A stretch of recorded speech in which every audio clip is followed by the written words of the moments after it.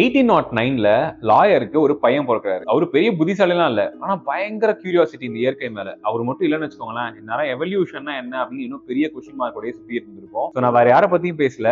டார்வின பத்தி தான் பேசிட்டு இருக்கேன். டார்வின் அவரோட ஸ்கூல் படிக்கும்போது அவர் பெரிய ஒரு இன்டெலிஜென்டான கிட்லாம் கிடையாது. டார்வினோட அப்பா ஒரு லாயர். ஆனா அவரோட தாத்தா பாத்தீங்க அப்படின்னா அதே எவல்யூஷன்ல மிகப்பெரிய ரிசர்ச் பண்ணணும் அப்படிங்கிற ஒரு தேடல் இருந்தவர் தான். டார்வின் வந்து பார்த்தோம் அப்படின்னா மத்த சயின்டிஸ்டை விட ஏன் தனித்துவமானவர் அப்படின்னா அவர் இன்டெலிஜென்ட்டா இல்லைனாலும் இந்த இயற்கை மேல மிகப்பெரிய ஆர்வம் இருந்துச்சு அவருக்கு. அதே மாதிரி அவர் என்ன கண்டுபிடிச்சாரு அப்படின்னா எவல்யூஷன் அப்படிங்கிற விஷயத்த வந்து ஏற்கனவே லெமார்க் அப்படிங்கிற நிறைய சயின்டிஸ்ட் அதை பத்தி பேசியிருந்தாலும் டார்வின் தான் இந்த எல்லா பசில்ஸையும் ஒன்னா சேர்த்து இந்த நேச்சுரல் செலக்ஷன் அப்படிங்கிற ஒரு விஷயத்த வந்து அறிமுகப்படுத்துறாரு. இந்த நேச்சுரல் செலக்ஷன் மூலியமா தான் நம்ம எவல்யூஷன் எப்படி நடக்குது அப்படிங்கறத வந்து முழுசா புரிஞ்சுக்க முடிஞ்சது. 1859ல த ஆரிஜின் ஆஃப் ஸ்பீஷிஸ் அப்படிங்கிற ஒரு புக்கையும் வெளியிடுறாரு. மிகப்பெரிய ஹிட். ஏன்னா அப்போ ரிலிஜனை மட்டுமே நம்பி இருக்கக்கூடிய மனுஷங்களுக்கு எவல்யூஷன் அப்படிங்கிற ஒரு விஷயம் ரொம்ப புதுசான விஷயமா இருந்துச்சு.